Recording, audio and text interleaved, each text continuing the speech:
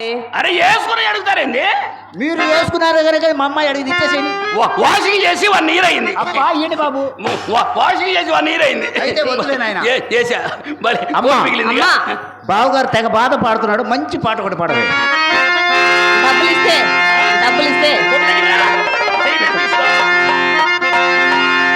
నడకలో కొదమ సింహపు అడుగులున్న చిన్నవాడ,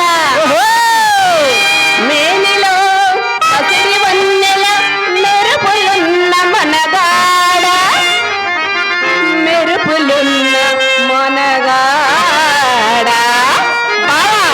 రావా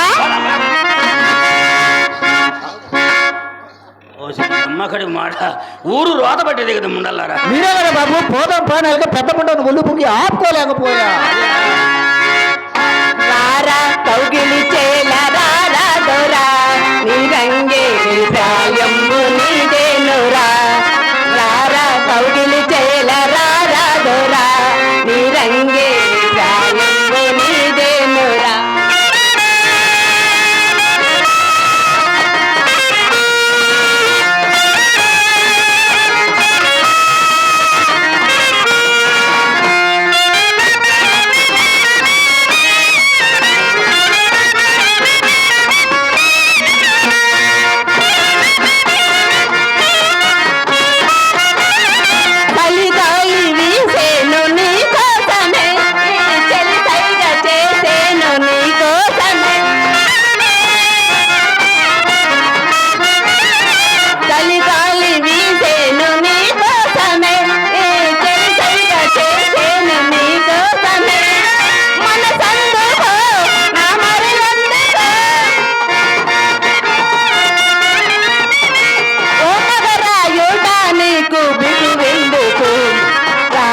కౌగిలి చేల రారా దొరా, నీ రంగే ప్రాయంబు నీదే.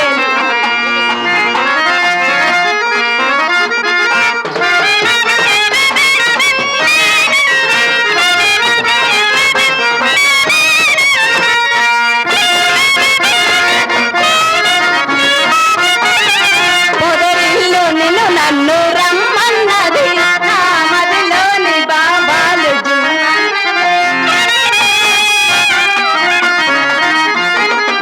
పొదరిల్లు నిన్ను నన్ను రమ్మన్నది, నా మదిలోని బాబాలు జుమ్మన్నది.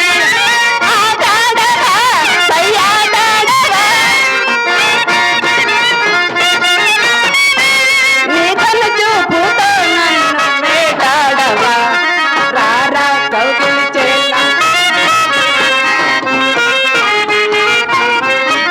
బాబారు బాబారు బాబారు, మీ నాన్నగారు వచ్చారు. ఏది మైకడి కాదా ఉన్నా అటు వచ్చాడు మీ నాన్న. అమ్మ ముంచారు కొంపిళ్ళే అమ్మ కడుపులు మాడ, ముంచారు కొంపిళ్ళే అమ్మ కడుపులు మాడని.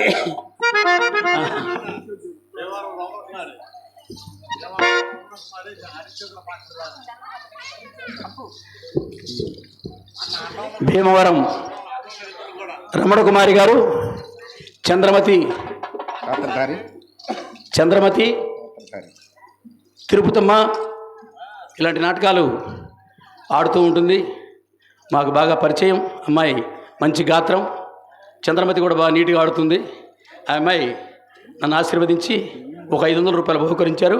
వారిని అందరికా ఓకే మా బ్యాచ్లో ఐదుగురికి తలా 100 రూపాయలు ఇచ్చి ఆశీర్వదించారు. వాళ్ళని ఆ కళామ తల్లి దీవించాలని ప్రార్థిస్తూ ఉన్నాం.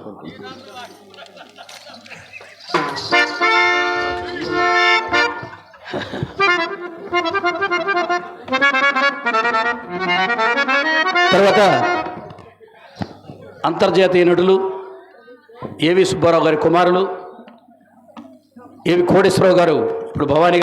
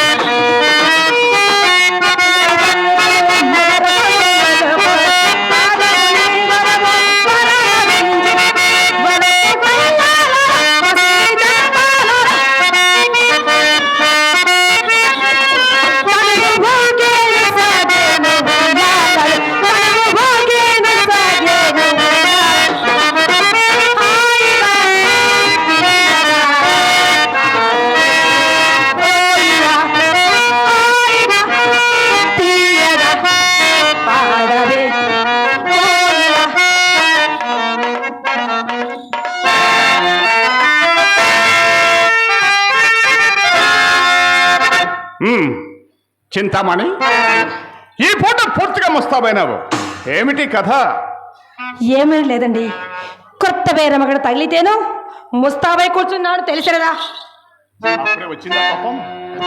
ఎంత ముక్కు పట్టే ముచ్చమ్మది. అవునవును, ఎవరి మాటల వారికి ఇంపగా నిండు. ఈ పూట ఎవరో తప్పక పైకమిత్రని నమ్మకంగా చెప్పి వెళ్ళిపోయినందున మా అమ్మ నోరు కట్టవచ్చిన కదా అని మహా సంతోషంతో ముస్తాబై కూర్చుందుకు తగిన ఫలము అదేమిటో తానే ప్రాణమన్న ఆడవారిని మీ మగవారు ఎప్పుడు నమ్మారు గనక. ఏ చండాడు చింతామణి, నిన్ను నమ్మని వాడు నిర్మూలమైపోతాడు. ఏదో హాస్యానికన్న మాట కూడా అంత తలకిందులకు. ఏమండి, హాస్యమనకు కూడా హద్దుండవను. వడలమండి హాస్యమా? పోనేమో పొరపాటు కానీ ఇంతకు వాడెందుకు వచ్చినట్టు? ఎవరండి వారు? సుబ్బిశెట్టి. ఎవడి ఎవడాయి? ఆ విషయం మీకెవరు చెప్పినారు? నేనే చూచాను. వీధి గుమ్మల చురచు మీ అమ్మ కంటపడవలసి వచ్చునని పెరటి గుమ్మ కడికి వచ్చేసరికి తటాన తలుపు తెచ్చుకొని బడాల బయటకు వచ్చిన ఆ పాటు నన్ను చూచి అతడును, అతను చూచి నన్ను నిబడిపోయినాము. అంతటా అతని కనుమానం కలుగున్నట్లు కోడిగములాడుచు కొంత దూరం వెంట వెళ్ళి సాగనంపి మరొచ్చా. తెలిసిందా? ఎలాగో అతని రాక గురించి ఇతడు అడిగే ఉండును. అతడు ఏమి చెప్పని తెలియకున్నా మనము ఏమి చెప్పినని చిక్కి అయినను ఆ సుబ్బిశెట్టి కోమటి బిడ్డ సాధారణంగా కోసినా కూడా నిజం చెప్పడు కదా. అదిగో ఈ త్రోవతక్కి చూసేదని. ఏమండి ఏమండి ఎందుకు వచ్చినారని అతన్ని అడిగి తెలుసుకోలేకపోయారా? అడిగినాను. ఏం చెప్పినారు? ఏదో మేళం కోసం వచ్చారని చెప్పినాడు. చెప్పిన కదండి, ఇంకనేమి మీ సందేహము? నా సందేహమా? చెప్పిన కోపగించుకున్నావు కదా. కోపం ఎందుకండి? నా ఎందేమన్నా పాపమనింది కదా. శబాష్, అది మాట. ఇదిగో ఇప్పుడు చెప్పేదాను, మేళం కోసం కదా వచ్చారని చెప్పావు. అవును, మరి మేళం కొరకు వచ్చిన మన విశాలపడిగా వీధి గుమ్మని పోక బెదరచు పెరటి దారిని పోవటం ఎందులా కాది. అదిగో అప్పుడే వస్తున్నట్టు. అలాగో ఏనను ఆ సంగతి కూడా అతన్ని అడిగి తెలుసుకోలేకపోయారా? అడిగేవాడిని కానీ ఇంతలో ఒక బాల్యమిత్రుడు అగ్గుపడి బహుకాల సమావేశం వలన పరమ ఆదరణ కుశల ప్రసాద్ చేసిపోతే అందువల్ల అడుగుటకు అవకాశం లేకపోయినది. ఆ సంగతి కూడా నేనే చెప్పేదా ఆలకింపు. మేడ గురించి మాట్లాడకై మా అమ్మాతని మేడమే తీసుకొని వచ్చింది. ఏమండి, మా ఇంటికి వచ్చిన వారిని మర్యాద చేయడం మా ధర్మము కదండి. ఇప్పుడు మీరు చేస్తుంది కూడా అదే. కూర్చోమని కుర్చీ వేసి తామ్మలు మేవగా వచ్చిన పని వదిలిపెట్టి అదే ప్రసంగం మొదలుపెట్టును.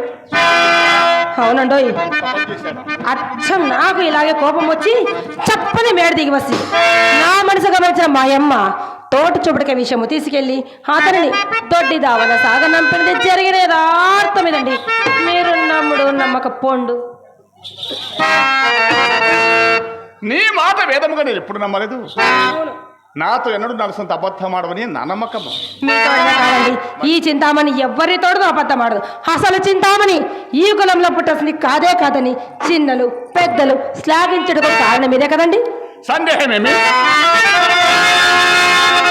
ఎవరి మాటలు ఏలా నేను ఎన్నిసార్లు నిన్ను సాధించాను.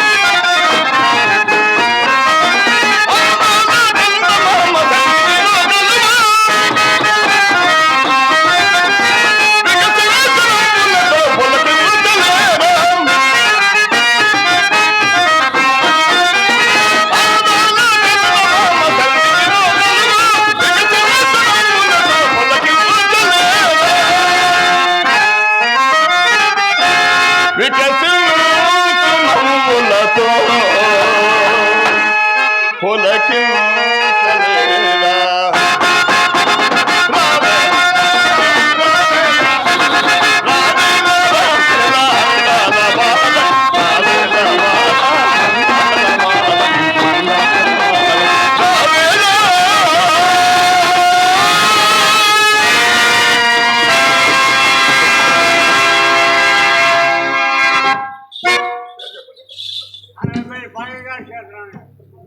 కామెపల్లి పరమయ్య గారు సీతారామయ్య గారు ఆశ్రయిస్తూ 100 రూపాయల కానుక ఇచ్చారు. వారికి హృదయపూర్వక నమస్కారాలు.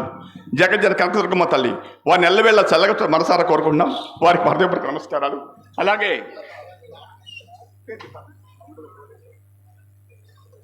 నంబుల కోటేశ్వరరావు గారు నన్ను ఆశ్రయిస్తూ మరొక 100 రూపాయల కానుక సమర్పించారు. వారికి హృదయపూర్వక ధన్యవాదాలు. నల్లగొర్ల పెద్ద వెంకటేశ్వర గారు మరొక 100 రూపాయల కానుక ఇచ్చారు. వారికి మా హృదయపూర్వక నమస్కారాలు. శ్రీకృష్ణ పరమాత్మ వారిని ఎల్లవెళ్ళ చల్లగా మనసారా కోరుకుంటున్నాం. వారికి మా హృదయపూర్వక నమస్కారాలు. అలాగే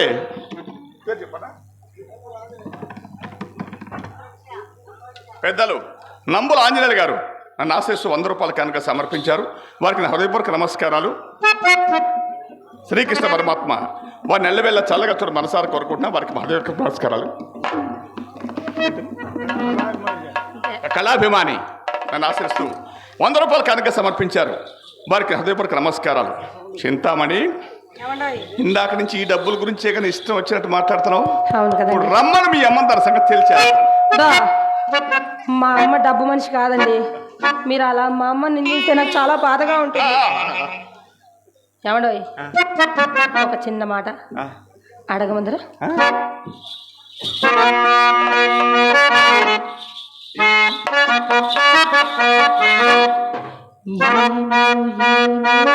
ఓహో,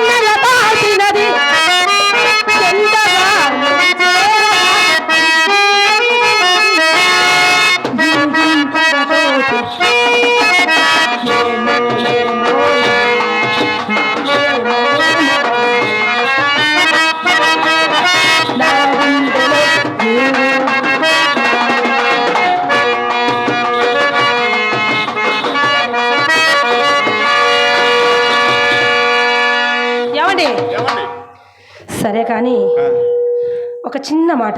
ఏమిటది? ఏమనుకోరు కదా, మీరు వెళ్ళిన పని ఏమైనది?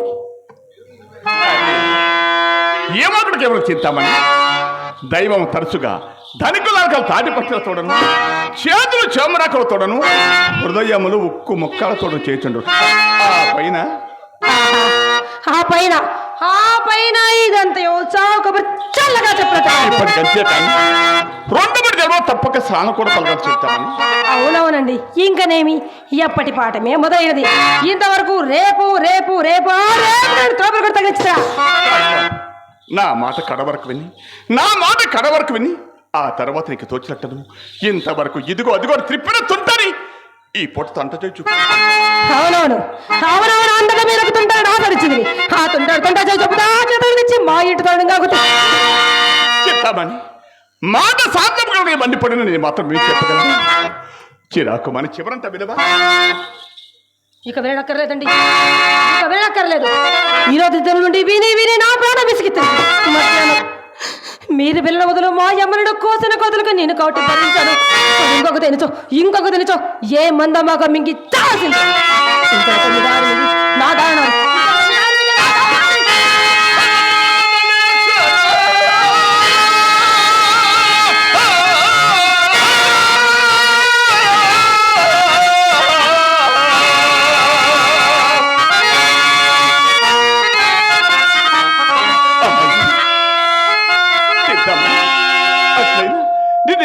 జీవపడనా? నిన్ను విడిచి నేను బ్రతుకల్లా చిద్దామని, నిన్ను విడిచి నేను జీవపగల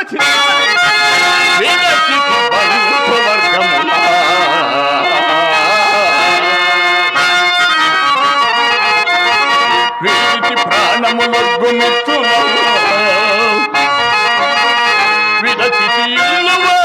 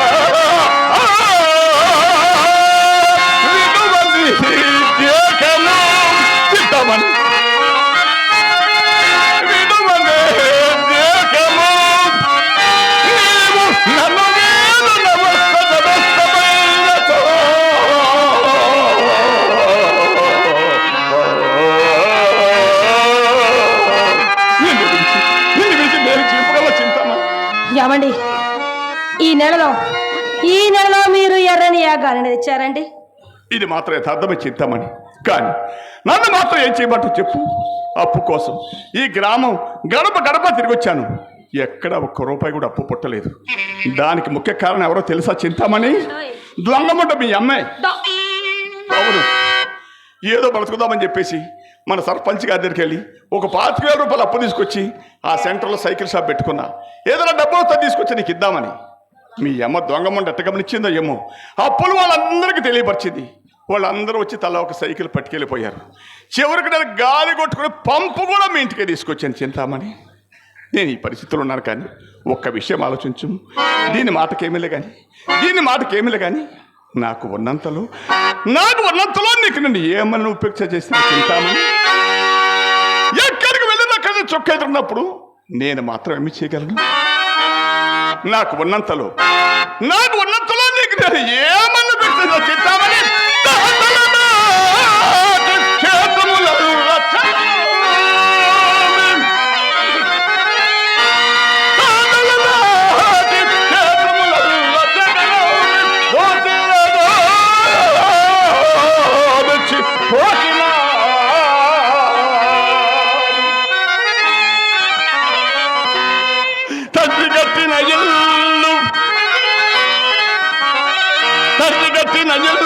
దాయాదులకు విక్రయించి వస్తువులు చేయించిన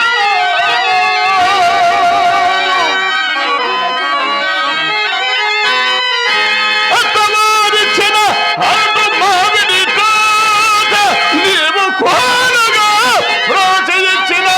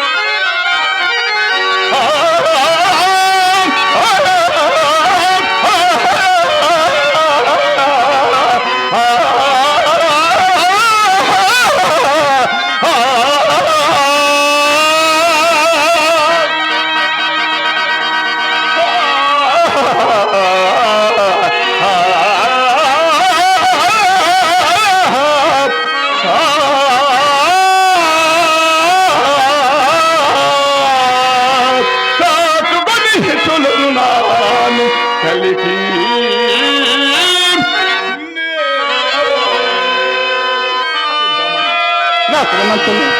నాకు ఉన్నంతలో నీకు నేను ఏమని ఉపేక్షించినా చెప్పము. ఏమండి నాకు ఉన్నంతలో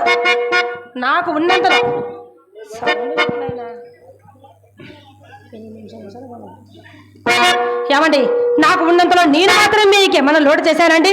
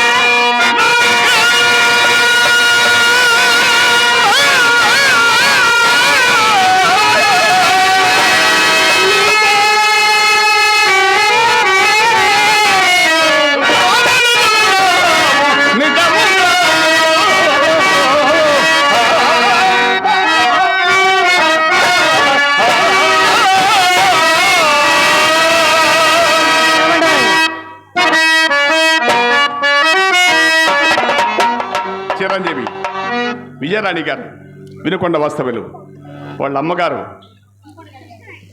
వినుకొండ కళ్యాణి గారు,